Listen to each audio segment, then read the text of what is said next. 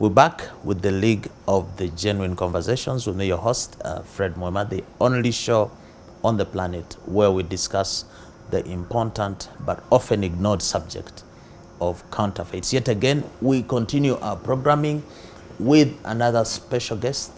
This guest is a young lady, and a lot of our target and interest is in the young people, but she's a professional in her own right. She is a financial analyst. Join me in welcoming Amina Balunywa. You're welcome to the show. Thank you so much, Mr. Mama. We're happy to have you here. We've been trying to get you for about a month. I think you're busy counting the monies. But during this time when we were waiting to host you, something happened in the financial world. I'm not very savvy in that area, but I did see that I think there's a big company called FTX. It collapsed or it closed. And to my mind, relevant to this show, I was saying, oh, there goes another scam. There goes another, if you like, counterfeit behavior.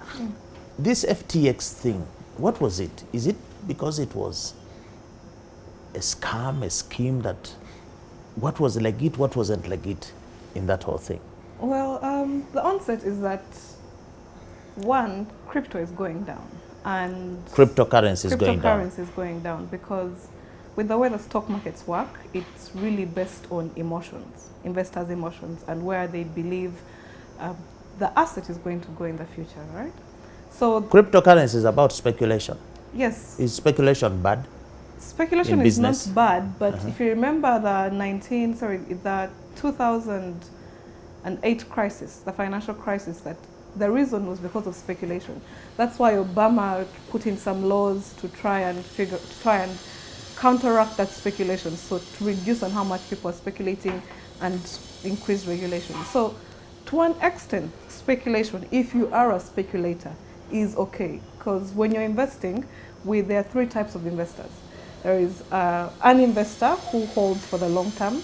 There is a trader who is buying and selling. And there's a speculator who tries to make profits out of circumstances that have just appeared, right? You don't know about for example, price arbitrage. You know that the price in this market is so much, so I can get cheap here and go and fetch a higher price. Yes, so that is speculation, but it's okay. You have to be skilled at it. You have to be skilled at it for you to actually do it. With FTX, the biggest issue was that they had 60% of their balance sheet in cryptocurrency. So which was a smart move. At that time, which was a smart move because it was mainly an exchange that was trading, one of the biggest exchanges trading cryptocurrency, right? Hedge funds, the biggest known hedge funds were putting their money in there. So if you are losing 60% of your balance sheet and you cannot pay it back because some people short these assets, I come and borrow from you, then I pay you back when it has increased in price. So if it goes down, I pay you back more. That means you earn more. But if it goes up, I earn more and I buy it, I sell it back to you at the price I bought it. So that was the whole reason. Investors are not really confident about crypto. So crypto is going down. You know why I'm asking this? Because here we're trying to promote legit, genuine, business and stuff. Now, cryptocurrency, Bitcoin, I hear all these things. So some people could be wondering, is this legit business? Is this fake?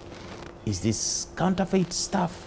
You as a financial expert, analyst, what are you telling the viewer out there who might be tempted to go and buy Bitcoin or do this? Is that a fake? Is that not a fake? Tell us, is it okay?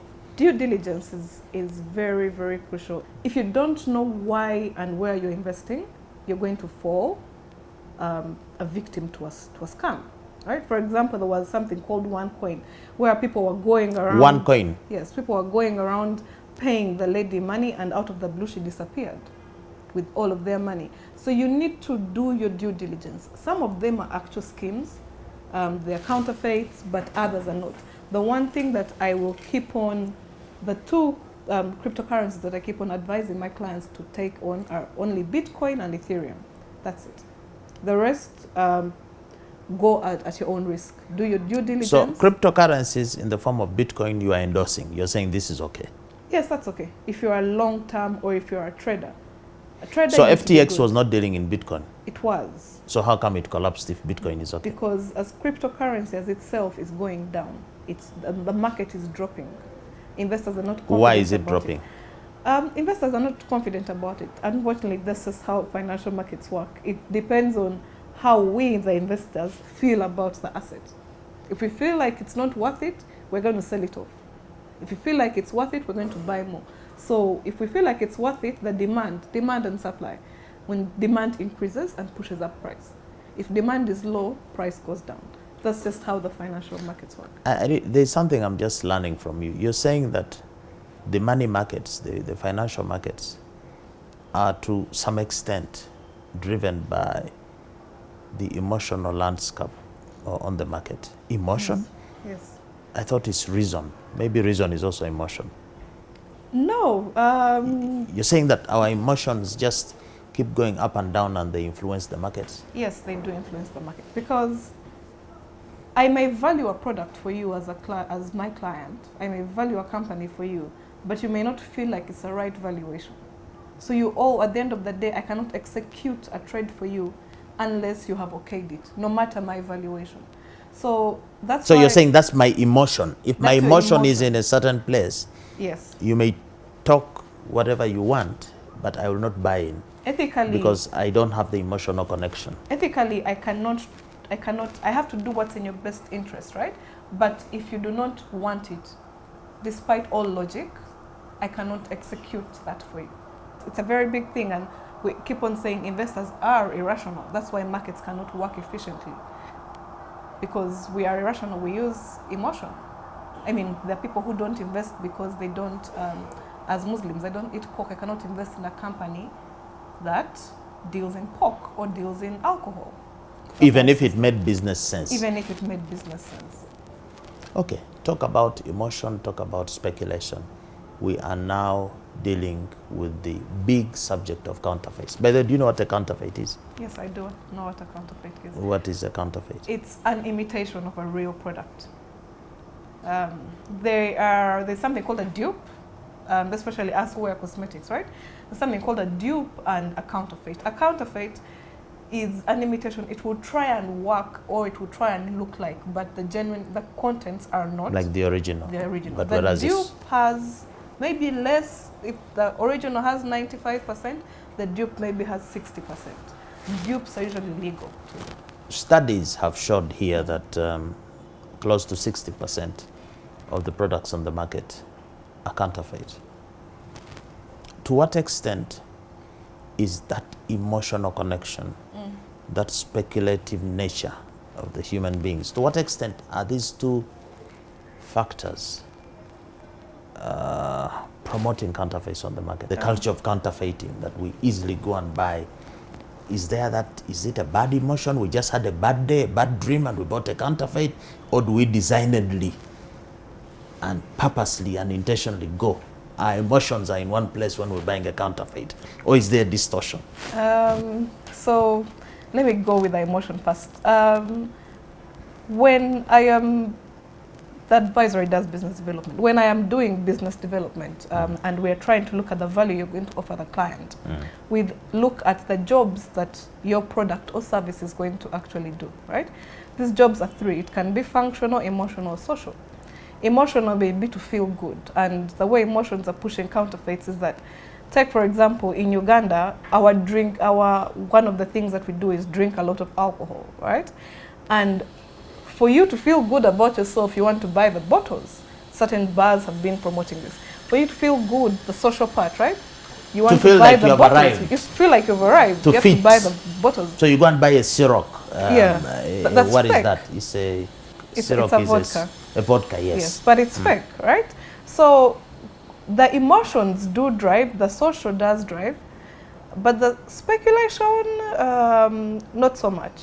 Because you're not going to make a lot of money out of counterfeits.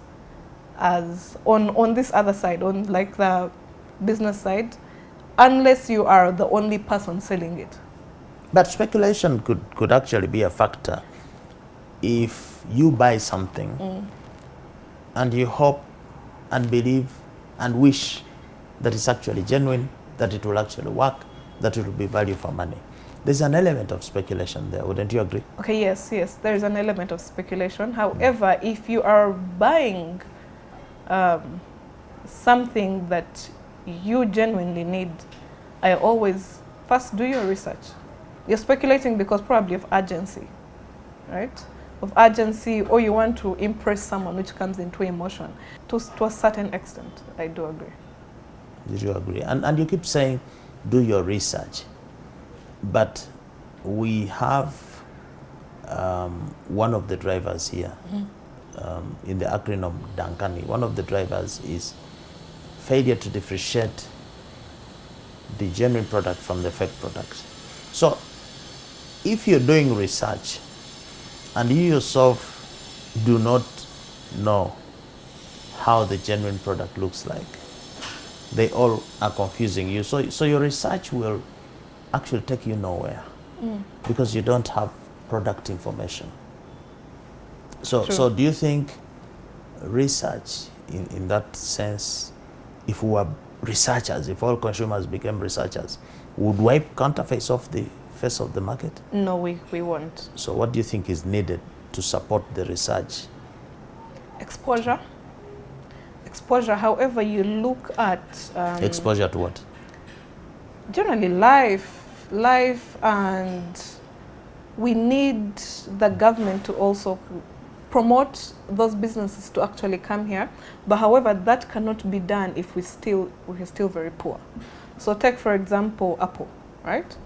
There are so many Apple products on the market, but the issue is, the reason is why Apple cannot come to Uganda is and set up a service center and a franchise, and it's not profitable.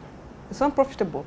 People are selling genuine Apple products for 1.5 times the price, right?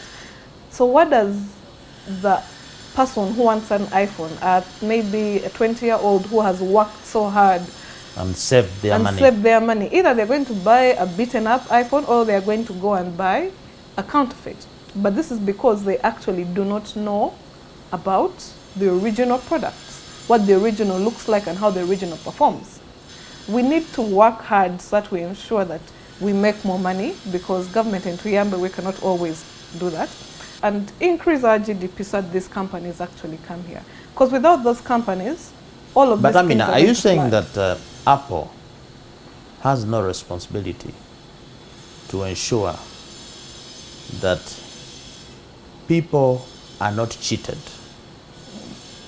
by unscrupulous dealers who are passing off fake versions of Apple as the original Apple? Are you saying that as the owner of that trademark, you have no responsibility if you hear a shout out somewhere that somebody is faking your product? You don't have a responsibility to warn the members of the public, the consumers, that that is not my product. At least just give information and say, that is not my product. If you buy that product, don't expect performance, don't expect value, don't expect all those things that Apple promises. So if you just keep quiet as a brand, don't you think in a way you're aiding and abetting and even supporting that illicit trade by your silence? Yes, but they do have the moral compass to actually do, the moral authority to do that. However, that's realistically, when you come into the capitalist system, that's only in a jurisdiction that makes for them money, right? That's only in a jurisdiction that makes for them money. If they hear about someone using an Apple logo and selling to Uganda clients in Uganda, I'm sure they've heard about that, but they generally don't care. And that's an infringement, and we are suffering. You and me are suffering by buying the fake version of the product. It's not meeting the health standard, public health standards. Maybe it has a lithium battery that is discharging, that can cause sickness.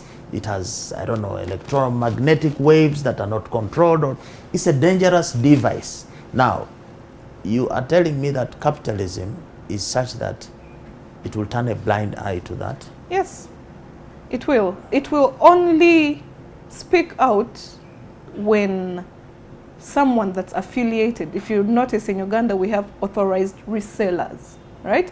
If an authorized reseller passes on a fake product as a genuine one because they've been authorized by Apple to resell their products, maybe then it will actually do something.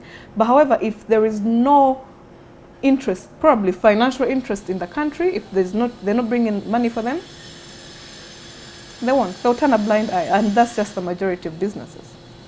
Amina, we need to take a break, and when we return, we shall be discussing what it is that we do about the so many counterfeits on the market where brands appear not to be paying sufficient attention or taking action. We're back with the second segment of the League of the Genuine Conversations. With me here, Fred Mwema and Amina Balunya. She is aspiring to be a chartered financial analyst. I think that still puts you in a good place to talk about finance, counterfeits, and things like that, because you're a wealth planner, meaning you're wealthy, then you're helping other people to plan their wealth. I'm trying to get there. Because can you advise somebody about wealth when you don't know anything about wealth? No. I can advise you about law because I'm a lawyer. Because you're a lawyer. So yes. if you're a wealth advisor and wealth planner, you know a thing or two about wealth. Yes, I do. Okay, so do counterfeits interfere with, negatively impact a wealth plan? Yes, they do. How?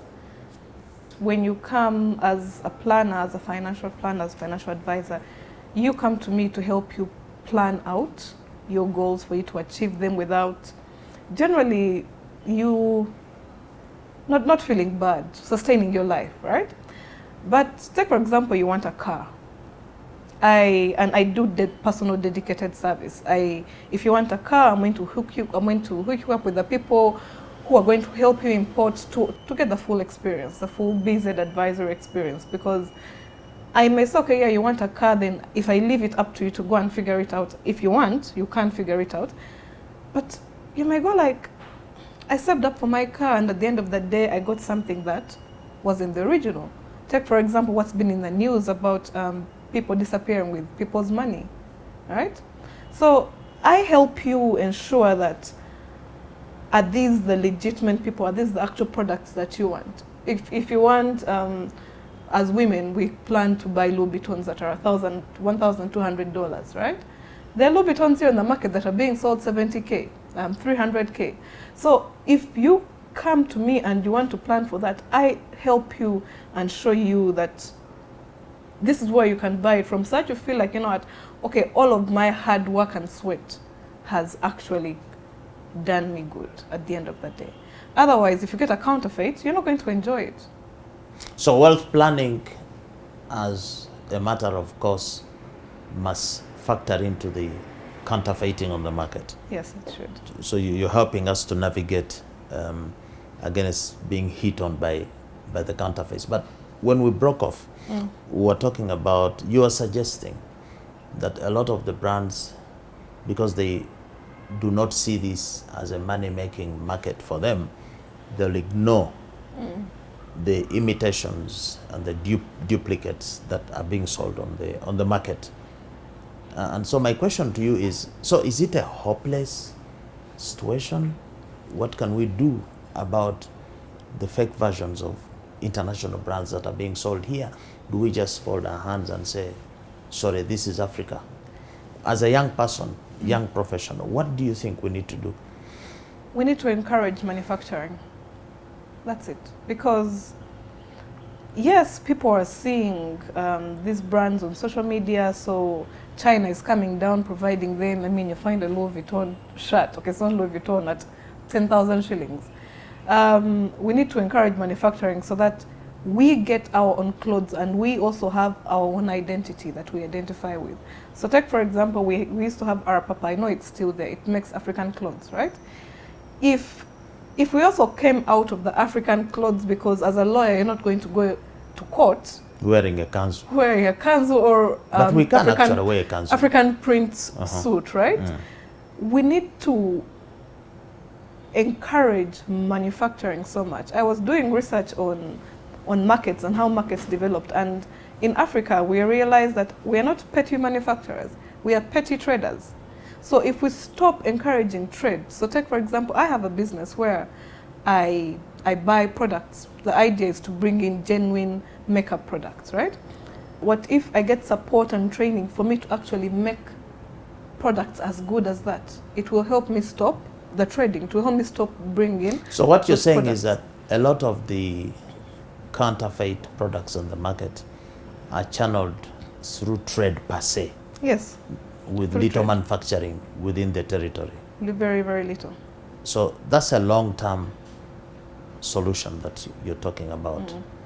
So I don't know how long it will take for us to have a Louis Vuitton a manufacturing plant here or an Apple plant. In the meanwhile, we have free trade, international trade. These things are being imported in from Dubai, from China. They are here now. What does Amina Balunywa, a chartered financial analyst to be, think in the short term? What can we do to stop consumption of these fakes on the market before we wait for the factories? Sensitization. Programs like this will help so much. But however, the issue is if you go back and think about why people are actually consuming this product, is because they cannot afford.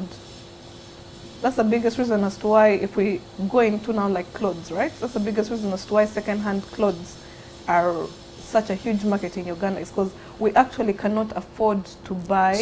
So how can a Louis Vuitton factory come to set up here to sell a piece of shirt for $1,000 when the market cannot afford? That's why I'm saying manufacturing, which will increase impact. This is the long term. Short term is sensitization, truly. Short term is sensitization as we get into the long term. Sensitization, the effects of these products.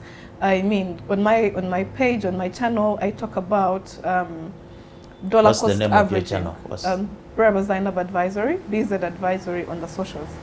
I talk about shilling cost averaging, right? This is the idea that when you think of it, I used to buy shades from a store, an online store, and after 2 weeks they would break. Every after 2 weeks they would break. The store was based where? In Uganda. So these Were are they like branded 25. shades? No, these are 25,000 shillings. Were they branded? No, they were not branded. So they were nameless? They were nameless, but however, okay, yeah, some were branded. I remember I bought Versace, a pair of, there are those sleek Versace shades that are going on now, and they would keep on breaking. At how much? 25, 30, 70K. That's about less than $8. Yeah. And the genuine Versace shades would cost $300. Those shades, I went and looked it up, they are $300. But you kept going for the fake again. Because at that moment, before I had properly gotten into, this was when I was like just started out my financial advisory, I realized that I first saw the concept dollar cost averaging, so now shilling cost averaging because we're in shillings. I've spent so much more money. If I wanted a pair of Versace shades and I'd gotten that $300, that pair can last for 5 years as compared to these shades that The shady shades were lasting for 1 week. 1 week. And that's 70K maybe every 2 weeks, right? Okay, but when you put on the fake Versace shades before they broke down, you were able to have that hot shot, where you killed the look and you posted, and I'm sure you got a lot of likes when you put on those shades and people were saying you're the one, you've arrived, So you can have those fake posts also. Coming out of these fake shades and yeah, they do come out, but so isn't that enough justification or motivation for somebody to say, okay, they will break, but at least I'll take that picture and everybody will say, wow, this is coming out of some place, Yes, that drives. That truly drives. That is the Is that aspiration? That is aspiration. That is the Yeah, one thing, especially with the advisory, I'm really trying to tell people. You will never achieve your goals if you try to aspire to be like someone, because you don't know how much. The first time I saw them, I went like, oh my God, they look so good. But you get them, they're cheap plastic, they're falling, if you like a quality product, it's not what you're going to get. So your guess is that so many young girls, young guys are going out on dates wearing fake. And so if the date doesn't work, maybe we blame it on the fake stuff that was being worn. I mean, if you're not legit, if you're not genuine in how you show up, maybe you'll not be able to give genuine as well. Yeah, and usually that's fake stuff, the things people wear to dates, give people an impression that, okay, this person has so much money. And at the end of the day, there's really nothing out there for you, right? So that's how you end up with women in relationships going like, why isn't he giving me money? He showed all of this at the beginning. He had a Louis Vuitton watch, he had Versace shades. Why isn't he giving me the money? Then you realize. So you also accept to go out with this guy based on that fake look? Usually, yes. You start having expectations. Yes. Saying, I think this guy makes the grade. This is my type. Yeah. You have expectations based on how someone is dressed. That's just life. So you think these fakes, for example, in the garment industry, are contributing to the high turnover of relationships? People marry in January, by Feb they are divorcing, and so you think there is some fakeness there that is creeping in through the things that people are using to misrepresent, to pass off, so those lies are being translated into the actual relationship, that you get to find that this was a lie. Yeah, you actually get to see that this was a lie, or I may get someone because he has money to buy me something that I'll post. Like you say, the post, I get so many likes, right? And yet it's becoming very popular. These days you have ladies who have their natural nails, but then on top of it they put something protruding. I don't know what you call that. You have people who have the natural eyelashes and then they bring out some, I don't know, they look like for who. Who is driving this? Is it genuine behavior? Is it okay? Is it just fashion? People are free to do what they want? Or this is part of the distortion and the breakdown of original and genuine? Because why must I have artificial eyelashes? First of all, the beauty industry is a $1 billion industry, and it's going to keep on growing. So that's the revenue side. The money side is growth, right? So if, for example, I sell Lily lashes, which are, yes, they are fake lashes, but however they come from a genuine person. Then in so China, you pluck somebody's lashes? No, sorry, not a genuine person. From like it's a genuine company that they know the kind of hair they use. They're very particular about what they're doing. So you find someone in China copying Lily lashes and not using the same thing. So that's when you realize that you're not, okay, now my eyes are starting to get red. If you notice when they're wearing lashes, maybe their eyes are red or something. When they blink, I think the lashes going to the eyes or something. Something goes wrong. But but why? Who is driving? Okay, who is driving the beauty industry to come up with all these innovations, if you like? No, is it the men are driving the women to put these lashes and these ego nails, or is the women? Majority is the men. Majority, because us girls, we care about the way you package yourself is the man you're going to get, right? So if you package yourself like that, you assume you're going to get that type of. So Amina, this morning when you looked at yourself, what came to your mind is that I have nailed this look to look good to myself, but also to those seeing me, the men, the ladies. Is a factor. That's what you're saying. Or for you don't care. You say, for me, I look the way I want to look. No. I don't look the way I want to look, because I do believe there is no second chance to make a first impression. But yes, in the mirror, I go like, I look good. 95%, I do look good for myself. The other 5% is of what's everyone going to think about me, because If I came here with dark eyes, a short skirt, what is the impression you'd get of me? So if tomorrow, all of a sudden, men were banished from the face of the earth and you stayed only ladies, would the fashion industry, the beauty industry change? Yes, it would.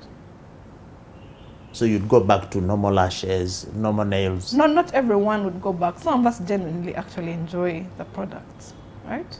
Genuinely enjoy the products. Not everyone would go back, but a large percentage would go back to what they used to. So you want to blame us, the men, for the counterfeits in the beauty industry, where the guy is driving it? No. We are pushing you to look in a certain way. I actually don't blame the men. Yes, it's because of the men, but I do blame the women more. I do blame the women. I mean, we're the ones who judge and go like, okay, you're wearing something fake, you're wearing something that's not original, right? Why are you dressed like that? I've had those things. I've had someone tell me today, you're very disorganized, why are you looking like that? I've also told someone something like that. It's the women who actually drive this too. The women drive this because at the end of the day, as a woman, if I cannot afford to buy $300, right? I'm going to try and compete with this other person who has, I'm seeing their lifestyle. Let me go to the counterfeit. Yeah, it's to impress the man. And then when to impress the man, and the man will like you that way. With your fake Versace, you come, you look presentable, he will say, meet my girlfriend, Amina, because he's comfortable that you're actually looking right. That's not guaranteed. And he will not inquire into what actually, whether what you're using is genuine or not. That's not guaranteed, because if you're trying to attract a man who likes Versace and you're wearing fake Versace, he will see right through it. I mean, there are ways you can tell. If you've seen it before, you can tell. If he's a legit man, because he might also be consuming fake Versace. Yeah, so take for example, those brown duffel bag Gucci bags, right? Most of the ones on the market are this is a weird material, I don't know what to call it, like, but they're synthetic. Yeah, synthetic, and they're shiny, right? But that actual duffel bag is cotton and leather. It's very, very soft. So if you carry the fake and you're trying to impress someone who has the original, this person knows what the material looks like. It's so totally different. So at the end of the day, yeah, you're trying to impress me, but I know what it looks like. So you're going to end up failing. So you're telling the young ladies out there, yeah, what should they do as we take a break? Be yourself. Learn. If you're wearing it for yourself, wear it for yourself. Some have a little bit of consciousness. Be awake. Wear it for yourself. Don't wear it for the man. And two, if you're really looking to buy something that is designer, you would rather come to me, we plan, and we look at your goals, we see if you can afford it, and you buy it at the end of the day, because it will last longer than this thing that you're buying for 70,000. I mean, now they say fake it until you make it. No, not in every scenario. That can work if I feel like I have imposter syndrome, right? If I come here, I have imposter syndrome, I'll fake till I become it, but not fake it till you make it. Fake it until you become a genuine fake. Okay, maybe there's something like that. Okay, we need to take a break. We're back with the third and last segment of the League of the Genuine Conversations. We're having an interesting interaction here with Amina Balunywa. You're also a lecturer yes. in the Department of Finance. Faculty of Commerce. Faculty of Commerce, Mackay University Business School. Okay, before you left by saying, don't fake it, you'll make it. Meaning that you have got to stay the course. Your message is, stay the course, whatever it takes. We have a problem with the notion of beauty. I think the whole thing of beauty has taken on a new meaning, a new dimension. So for example, I think that ornaments enhance, improve, they don't change us. For example, you promised me a pin for my nose. Can you tell us about the pin? This is an ornament that, does it change you? Does it amplify you? Does it make you more genuine? Does it take something away from you? The ornaments, I can see you have pins. You look nice with them. Quite a number. Yeah. To me, the pins really are, you know, I can get, I'm a Muslim, I can get tattoos, and plus I also fear that pain. The pins represent a part in my life that I really enjoyed, or something I overcame. Something I was going through, something that I overcame. So like this, this is I got this in 2013. In 2012, I went to India for a few days, and I loved it. I fell in love with India. Which part of India? Karnataka, Bangalore. South, yeah. I went back in 2013, so I just told myself I have to get that nose pin because I love the culture. They wear those pins, the Indians? Yes, they do. I love the culture. It's very, very diverse. And I went like, I love the country. But we also have African pins, actually. Don't we have pins that the ladies put on? No, in Africa, not really. It's more of an Indian Arabian tradition. That's why you see the people on the coast also have pins because of the Arabian influence. So are you Indian now, or you're still African? No, I am very, very Ugandan. I'm Musoga. You're a Ugandan Musoga lady. Yes. But you're just trying to say that you embrace diversity. Yes. There's a lot of wealth in actually identifying with the other people on the planet. Okay, so back to the subject of counterfeits. I know that as somebody in finance, you are quite savvy and well informed about the digital economy. A lot of things, e-commerce, e-payments, a lot of systems are going online. Here on this platform, we think that the digital economy is doing more harm than good when it comes to the issue of counterfeits. What's your take on that? Yes, it is. Yes, it is. Right now, I can go onto Instagram or to Facebook and get a product, right? So take, for example, Black Friday has been on, products have been pushed, but the actual genuine products are not being pushed. And if you actually do realize that some of the people who actually give these are the retailers. They're giving them maybe because, one, they've bought very old products, two, the products are counterfeits. Not even copies or dupes, but counterfeits. If you go and look at some of those, I think the biggest industry that gives the biggest, for example, in Black Friday, because sales have been online, that give the biggest sales has been the beauty industry because they have such a high profit margin. But when you look at other electronics, right, it's very, very hard to find Samsung saying, okay, now our phones are 30% off, 40% off. It's extremely hard. Why? Because I see a lot of discounts. Jumia says we have 30% discount. And I am asking myself, does Jumia have a factory? No.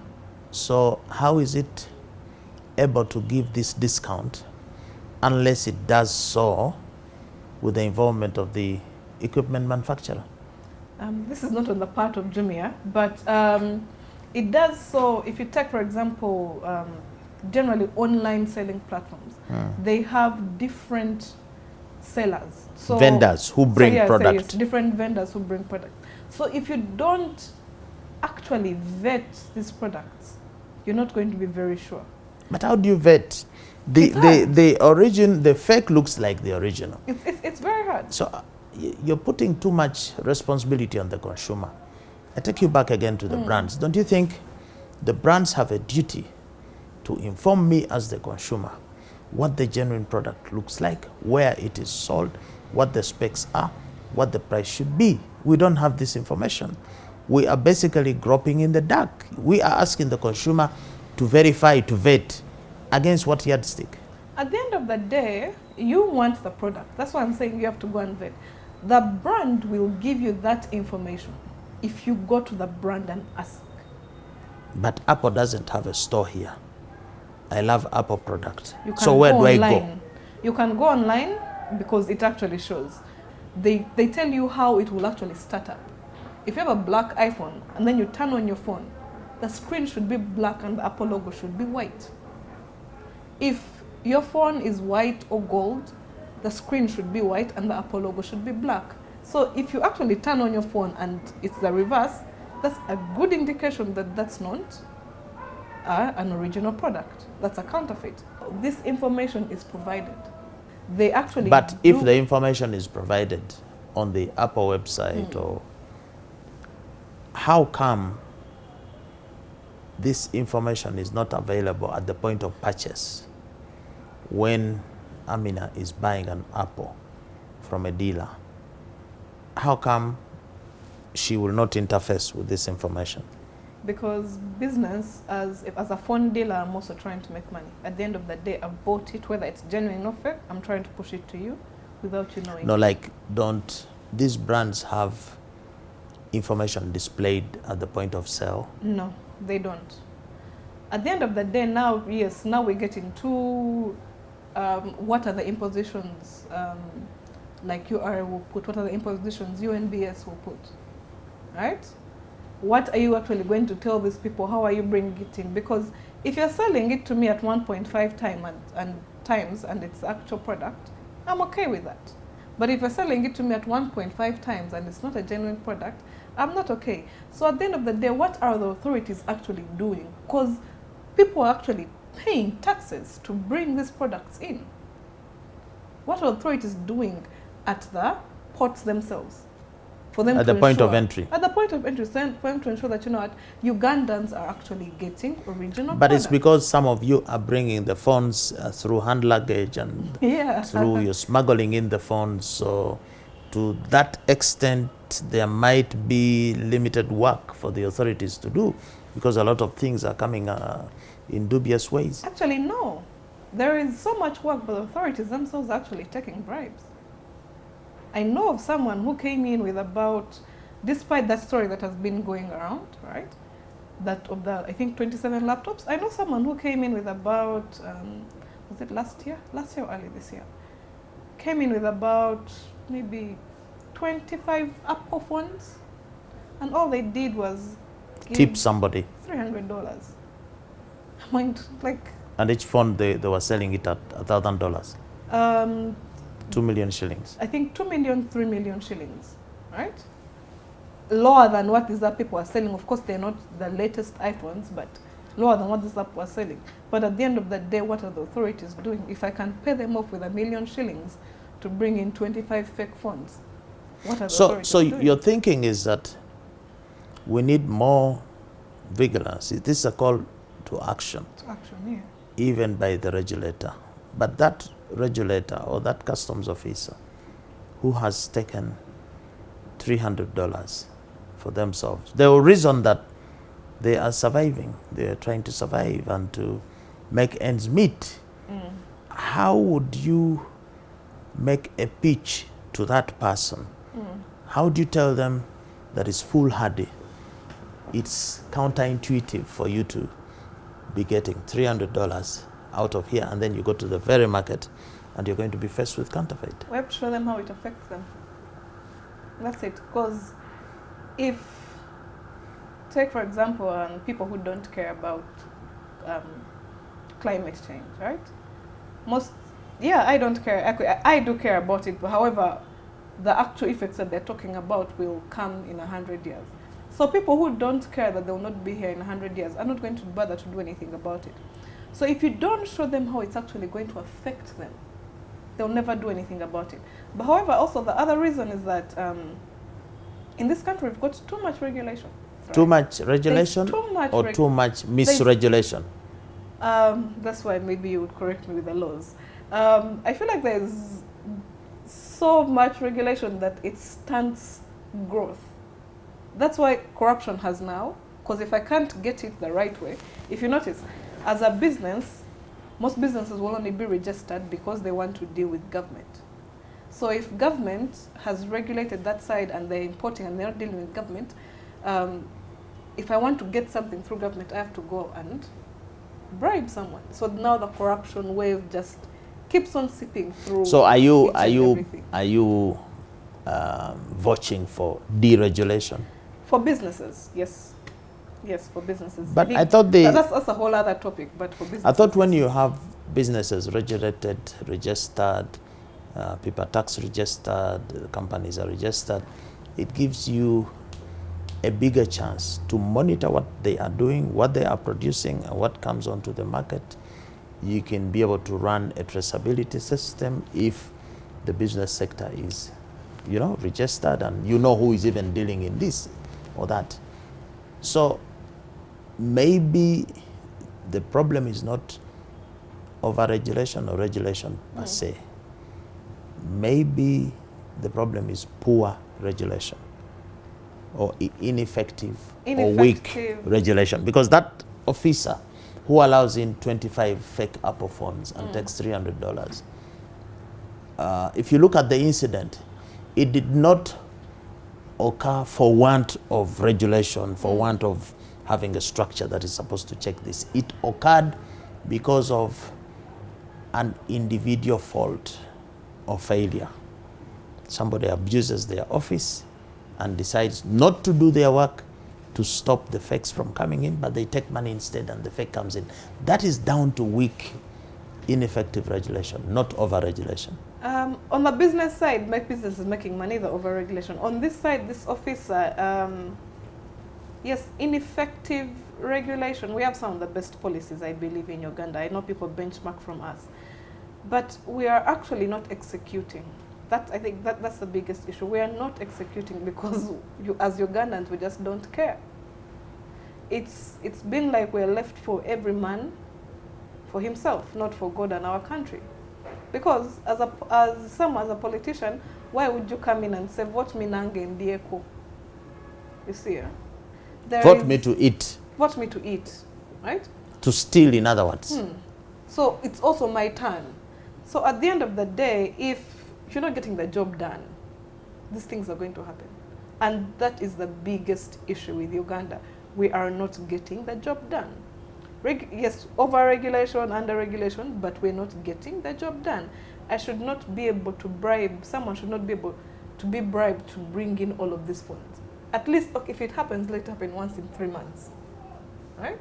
Not every other day.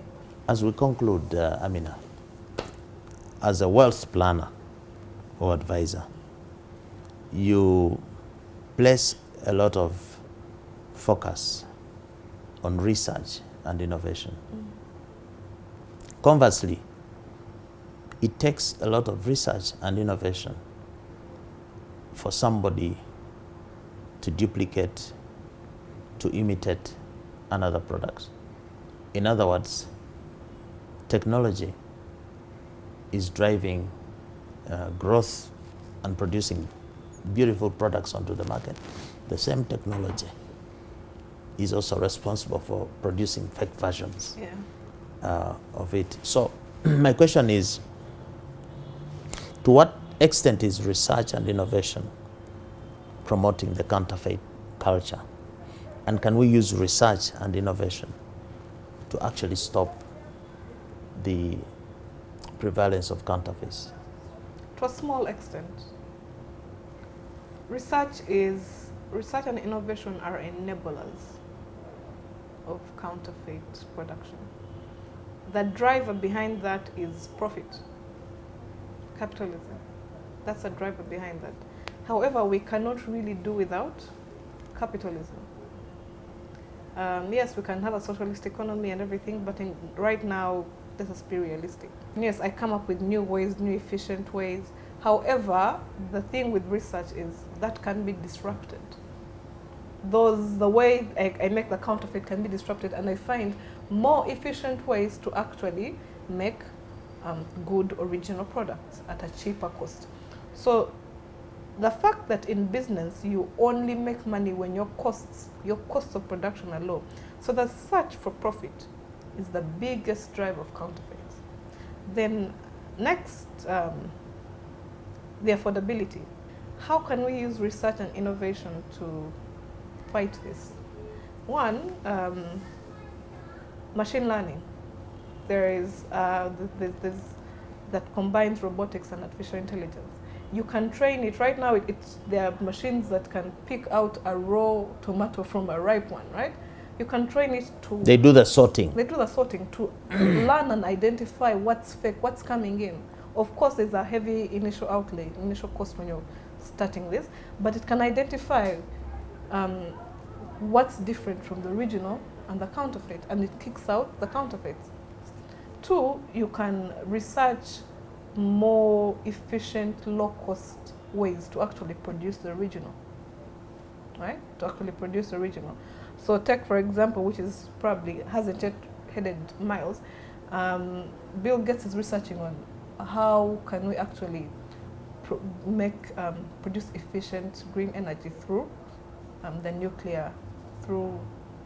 nuclear bombs and all of that without actually them going off.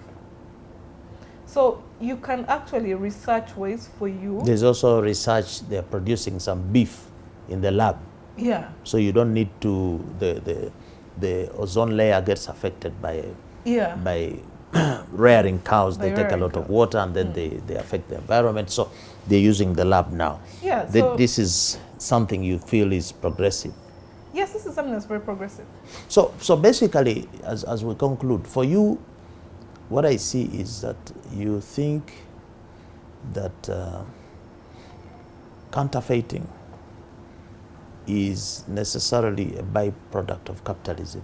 It's the capitalist world that has produced counterfeits. Yes. The greed for profit. The greed for profit. Quick return. Quick return, that's on the supply side. On the demand side, the need for demand.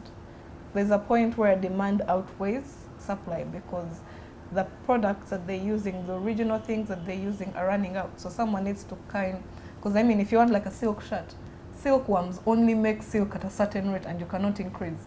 So you need to look for more ways to actually make silk shirts, right?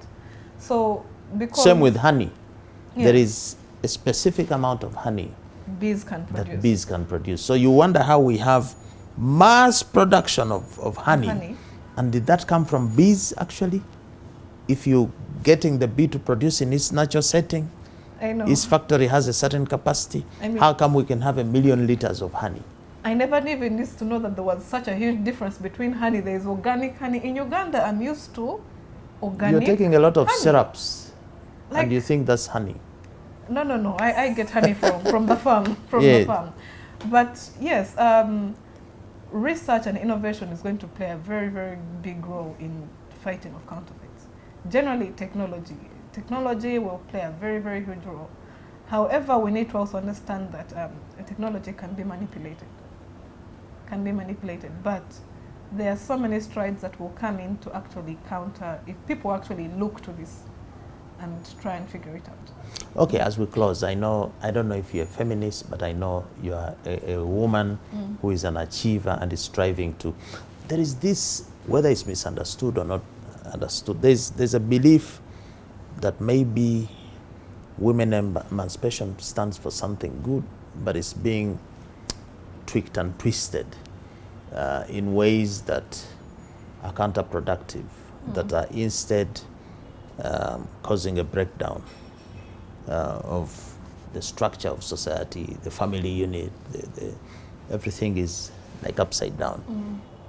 And seeing as women are very, very important, they are the purchasing officers in the household setting. So a lot of the fakes or genuine that we get in the home come through our mothers, our wives, and women emancipation and the fight against counterfeit. You see any relationship there?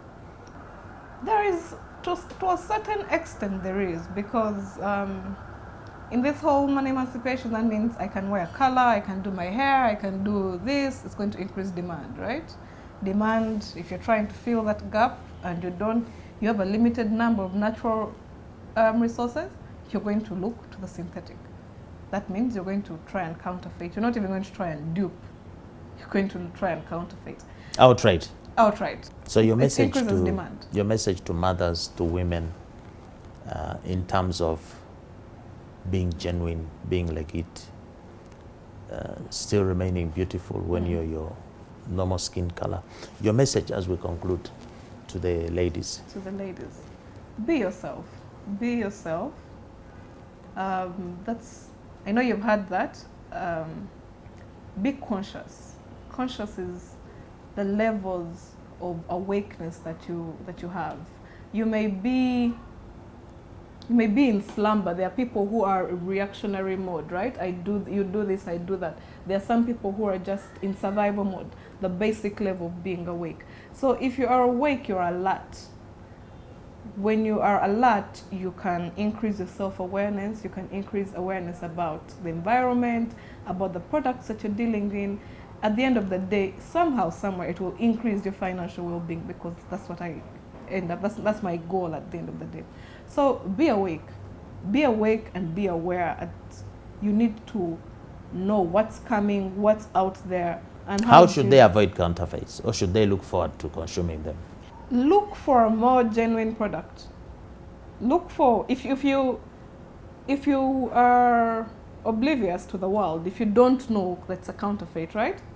If it doesn't, some of them perform, but look for an alternative and see, because some of them may not know. Maybe this is where I go to buy a real MAC product, right? Take, for example, there's a MAC store here in Kampala, but for the lipstick. Yes, but people still go down and buy it at the same price.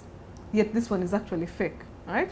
So if it doesn't perform as well as you, don't settle. I think it's one thing as Ugandans we do.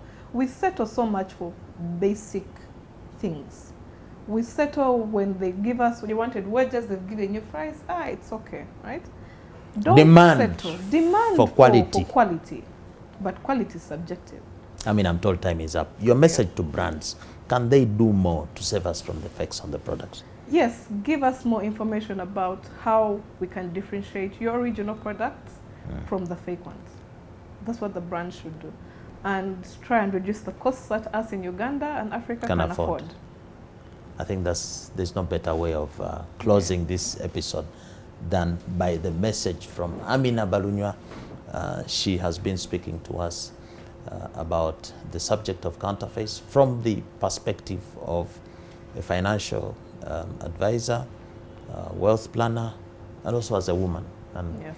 A millennial. Are you a millennial? Or yes, I'm a millennial. There's something below millennial. What are they called? Gen Z. So you're between a Gen Z and millennial. No, okay. I'm a millennial. She's a millennial. So we'd like to thank Amina here. Thank you so much for making the time to come on the show. We hope that what you have shared will take a baby step or a big step in helping us understand the subject of counterfeits better, because it's a very big challenge. Counterfeits are literally in every section of our lives. So to have somebody come here to contribute to the stock of knowledge and understanding of the subject is something that we very much appreciate. So as always, we would like to sign off by thanking you for being a wonderful audience. Every Friday we have this show, Make a Date with Us. The League of the Genuine is a conversation about the important but often ignored subject of counterfeits. If you like the program, don't be afraid to subscribe, put that notification. We can always give the reminders, and if you like, you can also share, because this is information that helps the well-being of everybody. We think that it helps to inform you. An informed consumer is an empowered consumer. As always, don't be fake, buy and sell genuine.